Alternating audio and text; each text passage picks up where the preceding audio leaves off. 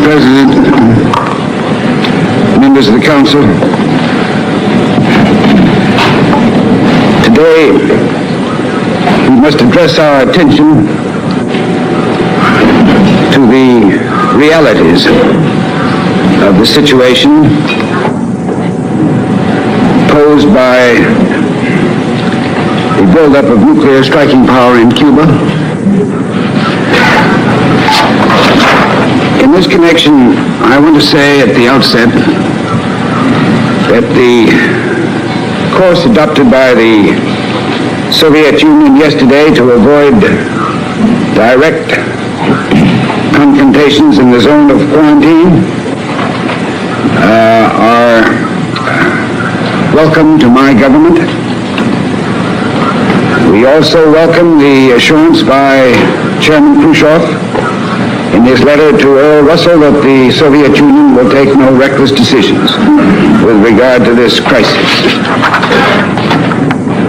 And we welcome most of all the report that Mr. Khrushchev has agreed to the proposals advanced by the Secretary General. Perhaps that report will be confirmed here today.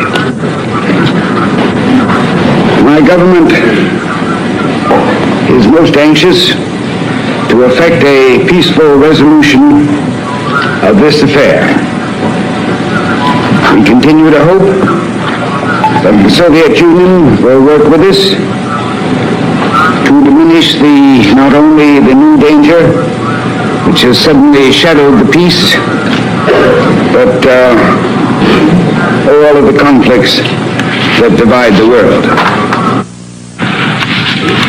I shall not detain you with any detailed discussion of the Soviet and the Cuban responses to our complaint. The speeches of the communist delegates were entirely predictable. I shall make brief comment on some points suggested by these speeches and some other points which may have arisen in the minds of members of the United Nations. Both Chairman Khrushchev, in his letter to Earl Russell, and Ambassador Zorin, in his remarks to this Council, argued that this threat to the peace had been caused not by the Soviet Union and Cuba, but by the United States. We are here today and have been this week for one single reason. Because the Soviet Union secretly introduced this menacing offensive military buildup into the island of Cuba while assuring the world that nothing was further from their thoughts. The argument in its essence of the Soviet Union is that it was not the Soviet Union which created this threat to peace by secretly installing these weapons in Cuba, but that it was the United States which created this crisis by discovering and reporting these installations. This is the first time, I confess, that I've ever heard it said that the crime is not the burglar, but the discovery of the burglar, and that the threat is not the clandestine missiles in Cuba, but their discovery and the limited measures taken to quarantine further infection. The peril arises not because the nations of the Western Hemisphere have joined together to take necessary action in their self-defense, but because the Soviet Union has extended its nuclear threat into the Western Hemisphere. I noted that there is still at least some delegates in the Council, possibly, I suspect very few, who say that they don't know whether the Soviet Union has in fact built in Cuba installations capable of firing nuclear missiles over ranges from 1,000 to 2,000 miles. As I say, Chairman Khrushchev did not deny these facts in his letter to Earl Russell, nor did Ambassador Zorin on Tuesday evening. And if further doubt remains on this score, we shall gladly exhibit photographic evidence to the doubtful. One other point I'd like to make, Mr. President and gentlemen, is invite attention to the casual remark of the Soviet representative claiming that we have 35 bases in foreign countries. The facts are that there are missiles comparable to these being placed in Cuba with the forces of only 3 of our allies. They were only established there by a decision of the heads of government meeting in December 1957, which was compelled to authorize such arrangements by virtue of a prior Soviet decision to introduce its own missiles capable of destroying the countries of Western Europe. In the next place, there are some troublesome questions in the minds of members that are entitled to serious answers. There are those who say that conceding the fact that the Soviet Union has installed these offensive missiles in Cuba, conceding the fact that this constitutes a grave threat to the peace of the world, why was it necessary for the nations of the Western Hemisphere to act with such speed? Why could not the quarantine against the shipment of offensive weapons have been delayed until the Security Council and the General Assembly had a full opportunity to consider the situation and make recommendations? Let me remind the members that the United States was not looking for some pretext to raise the issue of the transformation of Cuba into a military base. On the contrary, the United States made no objection whatever to the shipment of defensive arms by the Soviet Union to Cuba, even though such shipments offended the traditions of this hemisphere. Even after the first hard intelligence reached Washington concerning the change in the character of Soviet military assistance to Cuba, the President of the United States responded by directing an intensification of surveillance, and only after the facts and the magnitude of the buildup had been established beyond all doubt did we begin to take this limited action of barring only those these nuclear weapons, equipment, and aircraft. To understand the reasons for this prompt action, it is necessary to understand the nature and the purposes of this operation. It has been marked above all by 2 characteristics: speed and stealth. As the photographic evidence makes clear, the installation of these missiles, the erection of these missile sites, has taken place with extraordinary speed. One entire complex was put up in 24 hours. This speed not only demonstrates the methodical organization and the careful planning involved, but it also demonstrates a premeditated attempt to confront this hemisphere with a fait accompli. By quickly completing the whole process of nuclearization of Cuba, the Soviet Union would be in a position to demand that the status quo be maintained and left undisturbed. And if we were to have delayed our counteraction, the nuclearization of Cuba would have been quickly completed. This is not a risk which this hemisphere is prepared to take. When we first detected the secret offensive installations, could we reasonably be expected to have notified the Soviet Union in advance through the process of calling the Security Council that we had discovered its perfidy, and then to have done nothing but wait while we debated, and then have waited further while the Soviet representative in the Security Council vetoed a resolution, as he has already announced that he will do? In different circumstances we would have. But today we are dealing with dread realities and not with wishes. One of the sites, as I have said, was constructed in 24 hours. One of these missiles can be armed with its nuclear warhead in the middle of the night, pointed at New York, and landed above this room 5 minutes after it was fired.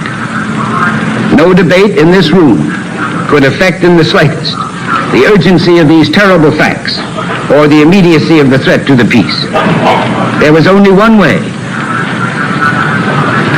to deal with that urgency and with that immediacy, and that was to act, and to act at once, but with the utmost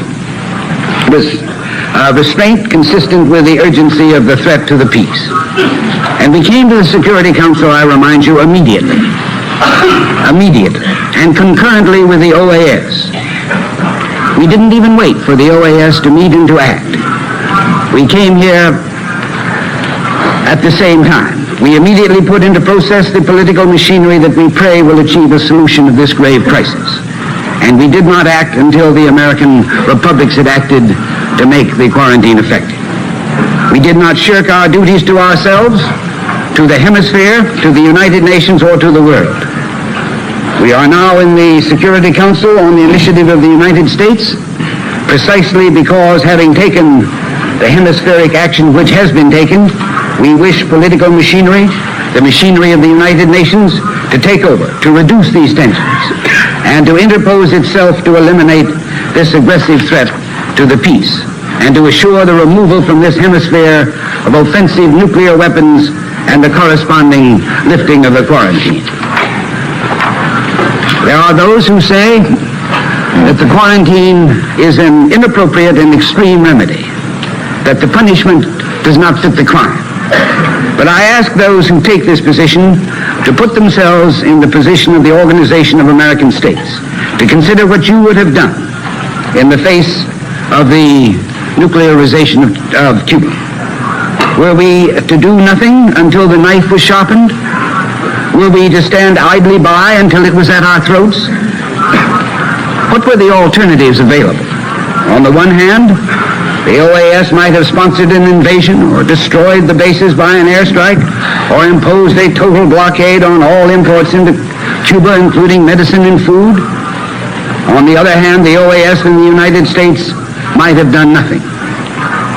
Such a course would have confirmed the greatest threat to the peace of the Americas known to history, and would have encouraged the Soviet Union in similar adventures in other parts of the world. And it would have discredited our will, our determination to live in freedom and to reduce, not increase, the perils of this nuclear age. The course we have chosen seems to me perfectly graduated to meet the character of the threat. To have done less would have been to fail in our obligation to peace. To those who say that a limited quarantine was too much, in spite of the provocation and the danger, let me tell you a story attributed, like so many of our American stories, to Abraham Lincoln, about the passerby out in my part of the country who was charged by a farmer's ferocious boar.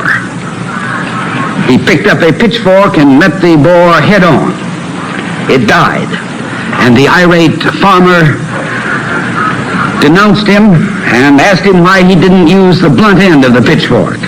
And the man replied, "Why didn't the boar attack me with his blunt end?" Some here have attempted to question the legal basis of the defensive measures taken by the American republics to protect the Western Hemisphere against Soviet long-range nuclear missiles. And I would gladly expand on our position on this, but in view of the proposal now before us, presented last night by the Secretary General, perhaps that is a matter and a discussion in view of its complexity and length, which could be more fruitfully delayed to a later time. Finally, let me say that no twisting of logic, no distortion of words can disguise the plain, the obvious, the compelling common sense conclusion that the installation of nuclear weapons by stealth, weapons of mass destruction in Cuba poses a dangerous threat to the peace, a threat which contravenes Article 2, Paragraph 4, and a threat which the American republics are entitled to meet as they have done with appropriate regional defensive measures. Nothing has been said by the representatives of the communist states here which alters the basic situation. There is one fundamental question to which I solicit your attention. The question is this: what actions serve to strengthen the world's hope of peace? Can anyone claim that the introduction of long-range nuclear missiles into Cuba strengthens the peace? Can anyone claim that the speed and stealth of this operation strengthens the peace? Can anyone suppose that this whole undertaking is anything more than an audacious effort to increase the nuclear striking power of the Soviet Union against the United States, and thereby magnify its frequently reiterated threats against Berlin. When we are about to debate how to stop the dissemination of nuclear weapons, does their introduction in a new hemisphere by an outside state advance sanity and peace?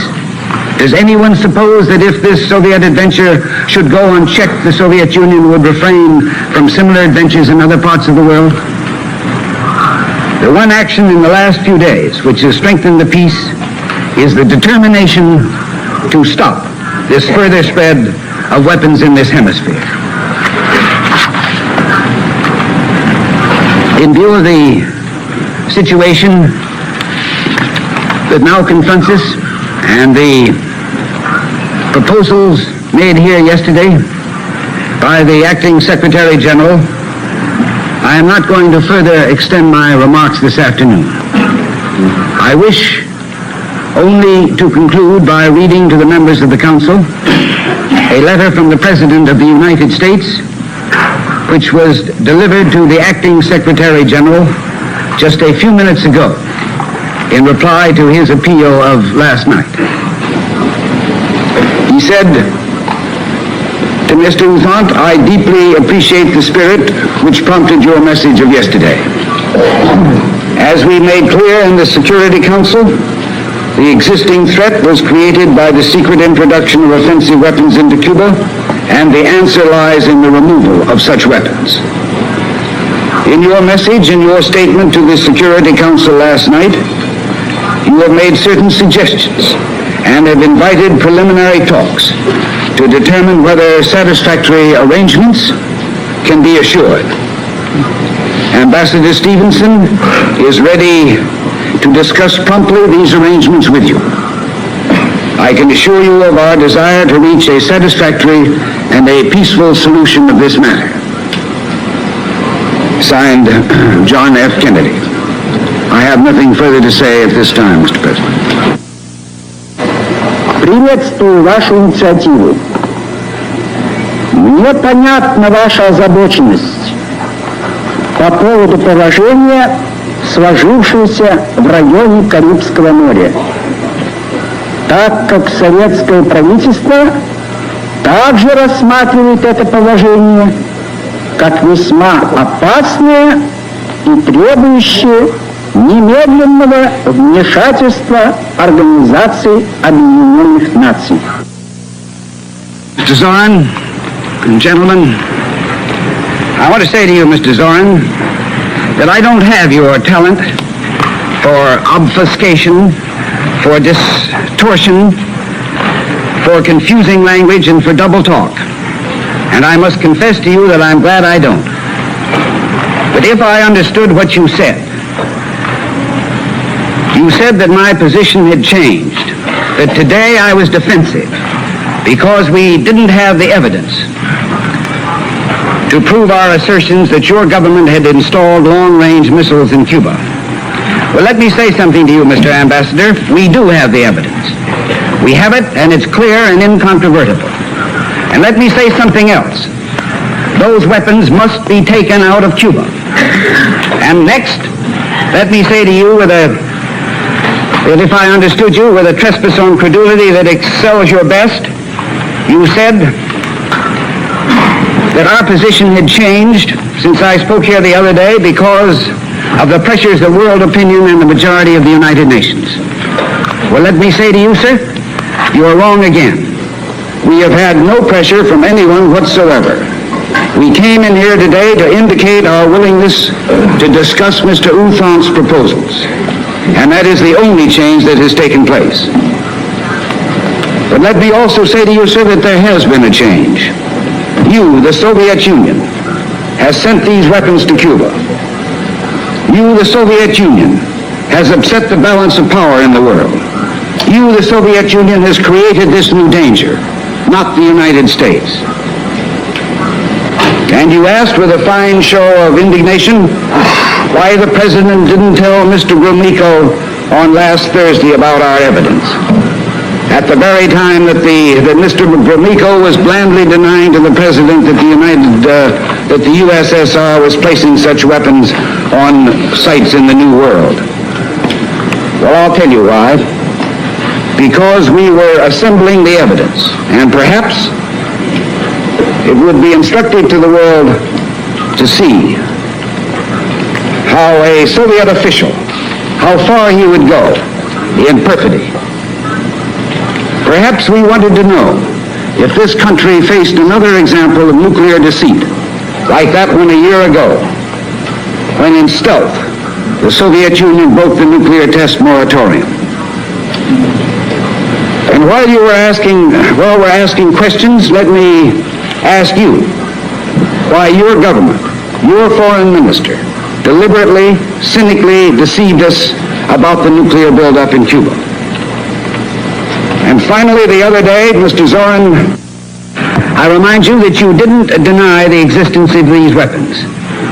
Instead, we heard that they had suddenly become defensive weapons. But today, again, if I heard you correctly, you now say they don't exist, or that we haven't proved they exist, with another fine flood of rhetorical scorn. All right, sir? Let me ask you one simple question.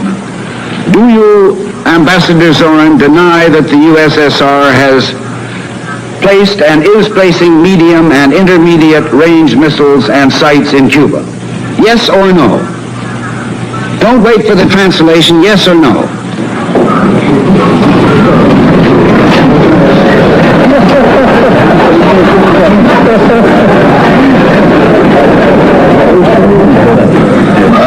Продолжайте вашу речь, господин Стивенсон. В свое время вы получите ответ. Mr. Stevenson, would you continue your statement, please? You will receive the answer in the due course. Do not worry.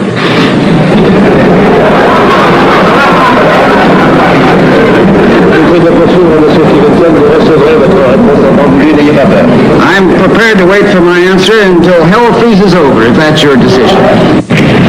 And I'm also prepared to present the evidence in this room.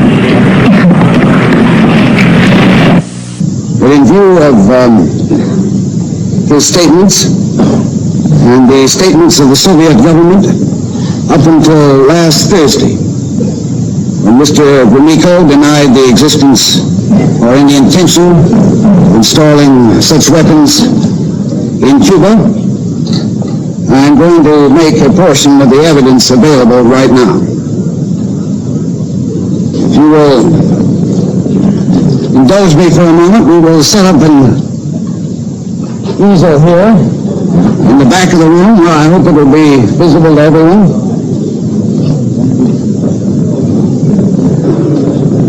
The first of these exhibits shows an area north of the village of Candelaria, near San Cristobal, in the island of Cuba, southwest of Havana. A map, together with a small photograph, shows precisely where the area is in Cuba. The first photograph shows the area in late August 1962. It was then, if you can see from where you're sitting, only a peaceful countryside. The second photograph shows the same area one day last week. A few tents and vehicles had come into the area. New spur roads had appeared. The main road had been improved. The third photograph, taken only 24 hours later, shows facilities for a medium-range missile battalion installed. There are tents for 400 or 500 men. At the end of the new spur road, there are 7 1,000-mile missile trailers. There are 4 launcher erector mechanisms for placing these trailers in erect firing position. This missile is a mobile weapon which can be moved rapidly from one place to another. It is identical with the 1,000-mile missiles which have been displayed in Moscow parades. All of this, I remind you, took place in 24 hours. The second exhibit, which you can all examine at your leisure, shows 3 successive photographic enlargements of another missile base of the same type in the area of San Cristobal. These enlarged photographs clearly show 6 of these missiles on trailers and 3 erectors. And that is only one example of the first type of ballistic missile installation in Cuba. A second type of installation is designed for a missile of intermediate range, a range of about 2,200 miles. Each site of this type has 4 launching pads. The exhibit on this type of missile shows a launching area being constructed near Ronnie, southwest of the city of Havana. As in the first exhibit, a map and small photographs show this area as it appeared in late August 1962, when no military activities were apparent. A second large photograph shows the same area about 6 weeks later. Here you will see a very heavy construction effort to push the launching area to rapid completion. The pictures show 2 large concrete bunkers or control centers in process of construction, one between each pair of launching pads.